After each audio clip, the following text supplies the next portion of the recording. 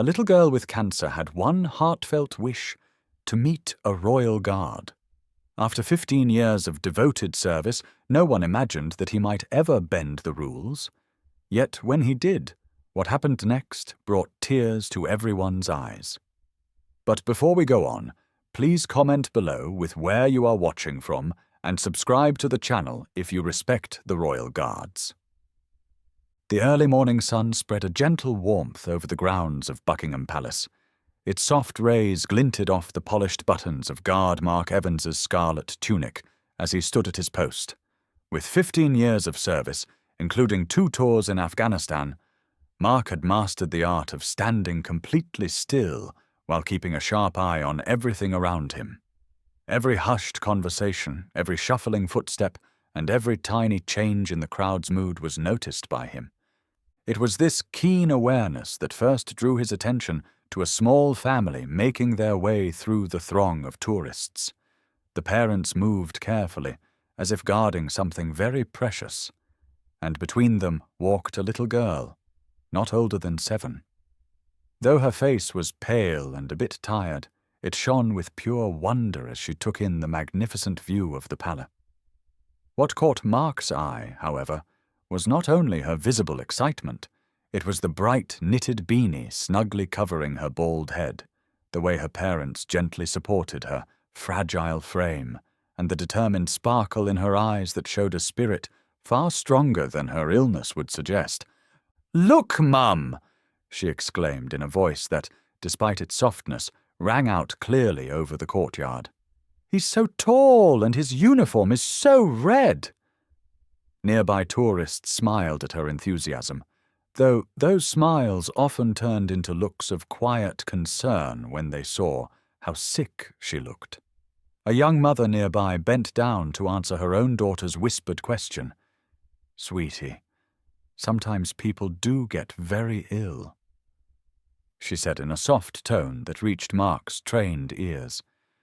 "That's why we must always be kind." Mark also caught another comment.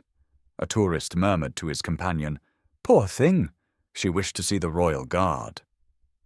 The rest of his sentence was lost in a sympathetic shake of the head. Yet, throughout, the little girl's eyes stayed fixed on Mark's post, her expression filled with a pure excitement that no sickness could dim. Her parents exchanged a look, one Mark had seen before in hospital wards, a look that mixed love, fear, and the desperate wish to protect someone they knew they might not be able to save. "Not too close now, Daisy," her father gently reminded as they drew nearer. "Remember what we talked about? The guards have very important jobs."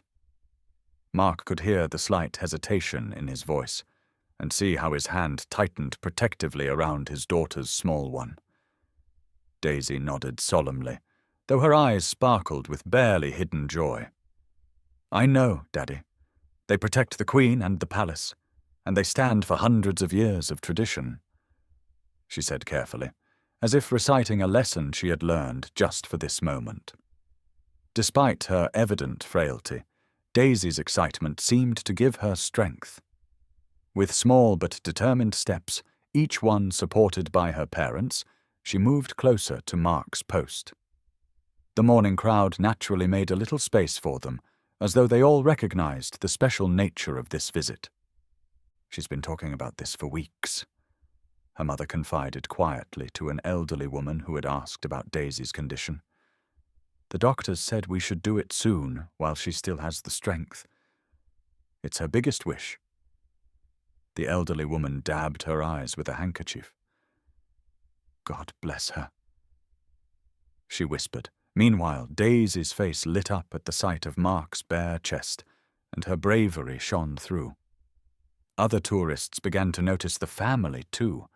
A group of Japanese visitors lowered their cameras in respect, while a tall American gentleman in a suit quickly wiped away his tears before showing his wife pictures of his own daughters back home.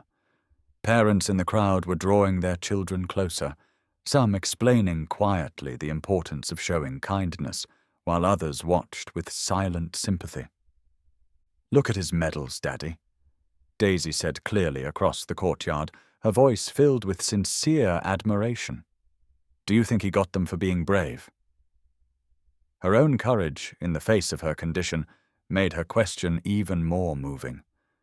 Her father replied steadily, though his eyes betrayed his emotion. "I'm sure he did, sweetheart. Just like you are brave every day in the hospital." He gently squeezed her frail shoulder. "Remember what Dr. Roberts said about your very special medal?" Daisy nodded proudly. "He said I'm the bravest patient he's ever seen," she replied, touching the small pin on her jacket, a token from her medical team, cherished much like the medals worn by soldiers. As the sun climbed higher and warmed the stone courtyard, Mark remained in his ceremonial stillness.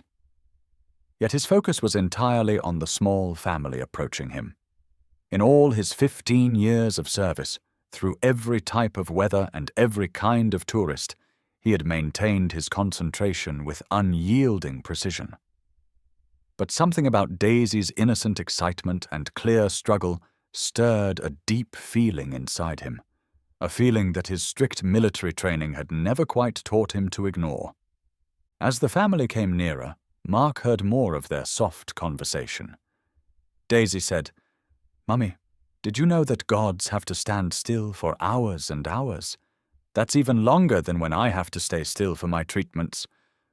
Her mother replied, her voice gentle, but tinged with both pride and sorrow. "That's right, sweetheart, and you are just as brave as they are." Carefully, she adjusted Daisy's beanie to make sure it sat comfortably on her head. A young boy nearby tugged on his father's sleeve and asked, "Dad, why doesn't she have any hair?" His father knelt beside him and explained softly, "The bravest warriors sometimes fight battles we cannot see. That's why we must always be extra kind and respectful." The little boy nodded solemnly before giving Daisy a shy wave, which she returned with a bright smile. An older couple also stopped to speak with Daisy's parents, their voices low but clear. "Our grandson went through the same thing last year," the woman said, her eyes misting over at the sight of such strength. "It's truly remarkable what these children can do." "The doctors gave us 3 months," Daisy's father murmured softly. "But she's fighting so hard. All she ever wanted was to see the Royal Guard. She's watched every video and read every book." Mark felt his heart tighten with emotion, a feeling he had not experienced since he carried wounded comrades through Afghanistan. Through his steady gaze, he noticed Daisy's reflection in the palace windows, her face aglow with excitement despite her obvious physical weakness. "Look how straight he stands, Daddy," Daisy said, edging a little closer but still keeping a respectful distance. "Just like Nurse Lucy tells me to sit up straight during my treatment time." A comparison of his military bearing with her own daily struggles struck a chord deep within Mark. Around them the crowd grew quieter, as if everyone was holding their breath. Parents were even lifting their smaller children so they could have a better view, not of the guard this time, but of the brave little girl whose joy seemed to brighten the entire courtyard.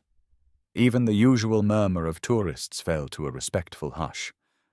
Finally, Daisy moved nearer and asked, "Mummy, Daddy, may I please have a photo with him?" Her voice held that special mix of hope and politeness that only a child can master. "I promise I won't come too close or break any rules," she added. Her mother glanced at her watch with a touch of worry, a look Mark had seen too many times in hospital waiting rooms. "Of course, sweetheart," she said. "But remember what the doctor said about not tiring yourself too much." As Daisy's father prepared to take the picture, he smoothed the pink dress that had clearly been kept just for this special day and carefully adjusted her beanie. In the reflection of the palace windows, Mark could see Daisy trying her best to stand straight, despite how hard it was for her, just like a real soldier. She whispered to herself, trying to mimic his posture, though the effort made her sway slightly. Instantly, her father reached out to steady her. In that moment, something shifted in Mark's heart, a feeling he had last experienced in Afghanistan when choices between following the rules and showing compassion meant the difference between life and death. In his disciplined stillness, he could feel the weight of every regulation and every tradition that made the Queen's Guard what it was. Yet he also felt a deeper duty, a calling that had led him into military service in the first place, the duty to protect, to serve, and to recognize true courage when it appeared. Daisy then positioned herself at what she thought was a respectful distance. With a bright smile despite her pale face, she asked, "Daddy, do I look soldier straight?" She tried to hold herself as still as she could, even though her small frame trembled with the effort. Mark could hear her slightly labored but determined breathing. In all his years of service, he had seen many tourists pose for pictures, but never had such a simple moment carried so much meaning. From his peripheral view, he saw her parents' faces mix pride, love, and a quiet heartbreak that only parents of very ill children know. The crowd fell completely silent, as if the city itself, even the distant London traffic, had paused to witness what was about to happen. The morning sun caught the brass buttons on Mark's uniform, sending small circles of light dancing across the polished stone and reflecting on Daisy's delighted face. Then, the Royal Guard did something he had not done in 15 long years of service. With deliberate, precise movements that matched his usual measured stillness, he shifted his position. A collective gasp rose from the crowd as he turned his boots with military precision to face Daisy directly. Her eyes widened in surprise and wonder, and she instinctively reached for her father's hand. But Mark wasn't finished. With the same precision that his military training had taught him, he lowered himself to one knee until he was at eye level with the brave little girl who had touched something deep within his heart.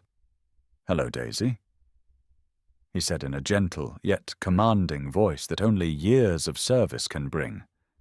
"I have noticed how perfectly you have been standing at attention." Daisy's face lit up with a joy that seemed to push away the shadows of her illness, if only for a moment. You can talk?" she whispered in amazement, before quickly adding in a polite tone, "Sir?" Then, with formal care, Mark took his white-gloved hand to his chest and carefully unfastened one of his medals. "This," he explained, holding it out to her, "is for exceptional bravery when facing difficult times." His voice carried the weight of a formal military ceremony, something he knew all too well. At that moment, Daisy's mother covered her mouth with both hands as tears streamed down her face.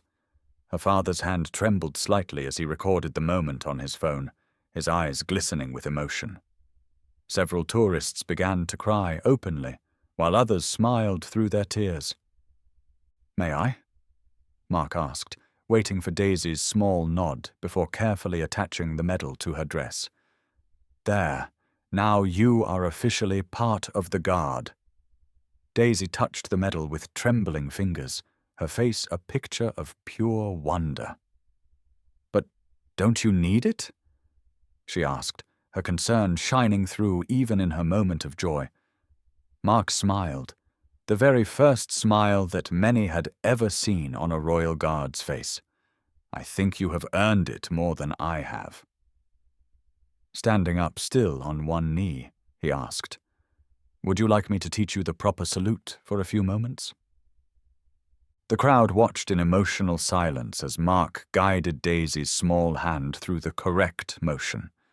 Her face was full of concentration despite her tiredness, and when she finally executed a perfect salute, the onlookers broke into spontaneous applause. "Excellent form," Mark said, his voice crisp and warm at the same time. Then, in a move that drew yet another gasp from the crowd, he opened his arms. "Would you do me the honor, Daisy?" he asked. Without hesitation, she stepped forward into his embrace, her small arms barely reaching around his broad uniform. In that instant, He was not just a guard, and she was not just a sick child. They were two warriors recognizing each other's battles. When they finally parted, Daisy's eyes shone brighter than the medal on her dress. Mark stood tall once more and executed a formal salute.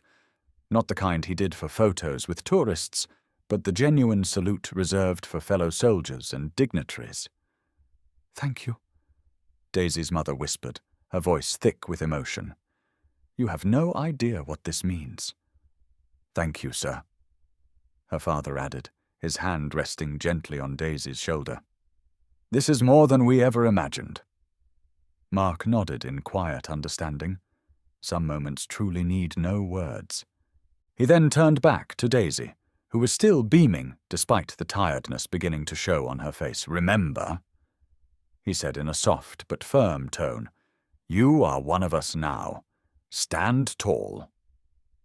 "Yes, sir," Daisy replied, straightening her back as best as she could. With one final perfect salute, her small hand rising in the same precise manner that had marked every move Mark made. The moment was complete. Mark then returned to his post. His boots clicked together as he repositioned his rifle and resumed his watchful stance. His eyes, now filled with a new warmth, remained fixed ahead with the same ceremonial sharpness. But there was something different now. The guard was not just a symbol of tradition and duty. He had become a reminder that sometimes the strongest heart lies in knowing when to bend the rules for the sake of kindness. As Daisy and her parents moved slowly back through the crowd, tourists parted respectfully. Many reached out to gently touch her shoulder or offered quiet words of encouragement. The medal on her pink dress glowed in the late morning sun, a lasting sign that courage appears in many forms and that true guardians protect far more than just palaces. Even as the world continued on with its daily rhythm and the guard resumed his duty, that morning at Buckingham Palace had become something extraordinary. A guardian of tradition and a young warrior fighting her own battle had shown everyone that, while protocol has its place, it is the heart that truly guides us in our best moments. Now, what would you have done if you were in Mark's position? When is it right to break tradition for the sake of compassion? Share your thoughts in the comments below, and don't forget to like this video if it touched your heart.